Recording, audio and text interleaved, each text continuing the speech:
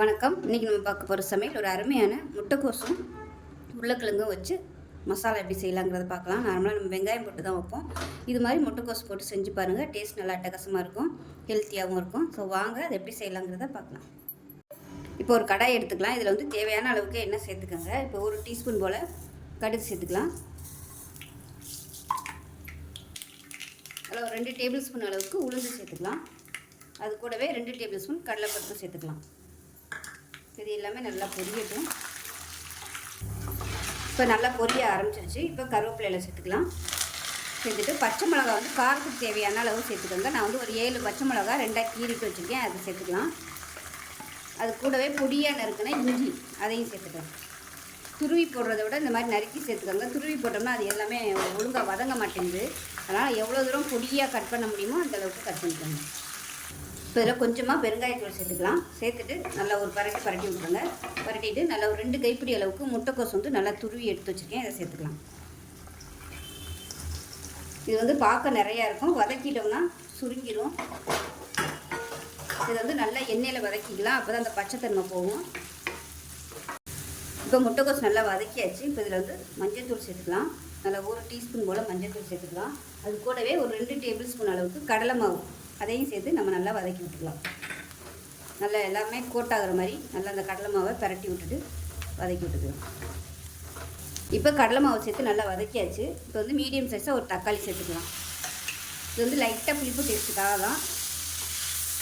இல்லைன்னா நீங்கள் வந்து லெமன் ஜூஸ் கூட புளிஞ்சு விட்டுக்கலாம். இப்போ வந்து மீடியம் சைஸாக 2 உருளைக்கிழங்கு வேக விட்டு நல்லா எடுத்து வச்சுருக்கேன். நல்லா மசிகிற மாதிரி வேக விட்டு எடுத்து வச்சுருக்கேன். இப்போ அதை சேர்த்து பரட்டி விட்டுக்கலாம். இப்போ மசாலா எல்லாமே நல்லா வதக்கியாச்சு. தண்ணி சேர்த்துக்கலாம். நல்லா சுடு தண்ணியாக சேர்த்துக்கோங்க. இது தாராளமாகவே நீங்கள் தண்ணி சேர்த்துக்கலாம். ஏன்னா நம்ம கொதிக்க விட போகிறோம். கடலை மாவு இருக்கிறதுனால நல்லா திக்காகி வரும். அந்த முட்டைக்கோசெலாம் வேகணும். வந்து கொஞ்சம் கொதிக்க ஆரம்பிக்கட்டும். இப்போ உப்பு சேர்த்துக்கலாம். தேவையான அளவுக்கு உப்பு சேர்த்துக்கோங்க. அதை மூடி வச்சிடலாம். இப்போ எப்படி இருக்குன்னு பார்க்கலாம். இப்போ பாருங்கள், ஓரளவுக்கு நல்லா திக்னஸ் ஆகி வந்துடுச்சு. இப்போ இந்த உருளைக்கிழங்கு வந்து நம்ம நல்லா அப்படி இந்த மாதிரி அழுத்தி விட்டுக்கோங்க, மசிச்சு விட்டுக்கோங்க. மேஷர் இருந்துச்சுன்னா அதை வச்சு நல்லா அப்படி அழுத்தி விட்டிங்கன்னா உங்களுக்கு நல்லா அந்த உருளைக்கிழங்கு கரைஞ்சி நல்லா டேஸ்ட்டு கொடுக்கும். இப்போ உருளைக்கிழங்கு எல்லாமே நல்லா மசிச்சு விட்டுட்டேன். இன்னும் கொஞ்சம் நேரம் நல்லா வேகட்டும். அடுப்பு வந்து மீடியமாக வச்சுட்டு கொதிக்க விட்டுக்கலாம். இதையே வந்து நீங்கள் அப்படியே குக்கர்லேயும் பண்ணலாம். குக்கரில் பண்ணிங்கன்னா இன்னுமே சூப்பராக இருக்கும். இன்னும் கொஞ்சம் வந்து திக்னஸ் ஆகி வரட்டும்.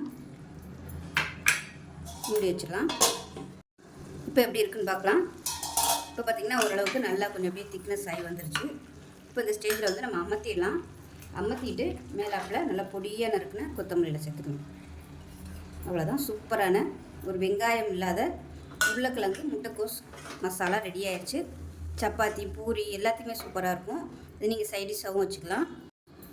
இது இட்லி தோசைக்கெலாம் கூட நீங்கள் தொட்டுக்கலாம். தோசைக்கெலாம் கூட நீங்கள் தொட்டு சாப்பிட்லாம், அருமையாக இருக்கும். ஸோ எப்பயும் போல் வெங்காயம் போட்டு பண்ணாமல் இந்த மாதிரி முட்டைக்கோஸ் சேர்த்து பண்ணி பாருங்கள். நல்லா அருமையாக இருக்கும். டிஃப்ரெண்ட்டான ஸ்டைல்லையும் இருக்கும். செஞ்சு பாருங்கள். செஞ்சு பார்த்துட்டு எப்படி வந்துச்சுங்கிறத சொல்லுங்கள். வீடியோ பிடிச்சிச்சுன்னா லைக் பண்ணுங்கள், கமெண்ட் பண்ணுங்கள், சேனலை சப்ஸ்கிரைப் பண்ணுங்கள், பக்கத்தில் உள்ள பெல் பட்டனை ப்ரெஸ் பண்ணுங்கள். நன்றி.